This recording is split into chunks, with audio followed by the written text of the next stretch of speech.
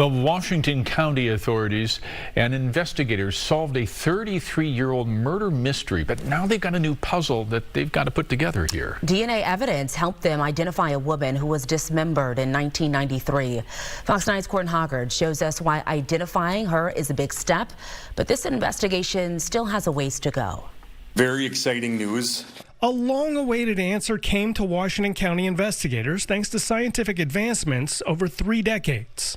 Police found a foot here at Pig's Eye Lake in June of 1993, a day after they found a severed head up at Bone Lake in Washington County, about 40 miles away. But it took them decades of developments in DNA analysis and genealogy before they could identify her as Denise Hartley.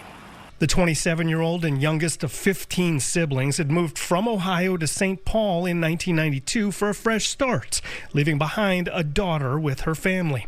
There's no record of a missing persons report, and a police sketch of the victim's face didn't bear much resemblance to Hartley's earlier photos. I was confident that once the etching came out, somebody's going to see this person and recognize him. That was Monday, Tuesday. And now being Friday, we have nothing really to go on. Investigators never connected her to the body parts and struggled to find any thread to follow. It became to a point where there was realistically not a lot else they could do. The one big clue in '93 was a phone call confession from an unidentified man who said the missing body parts would be found under the Mendota Bridge. Police couldn't trace the call, and a search of the area came up empty. You know, it could have been the suspect, absolutely could have just been some random person, yeah. Fast forward 30 years, and the DNA Doe Project invested in genealogical testing pointing to a second cousin, and then her daughter. New testing confirmed Hartley was the victim, giving investigators one big answer and a whole lot of new avenues for questioning.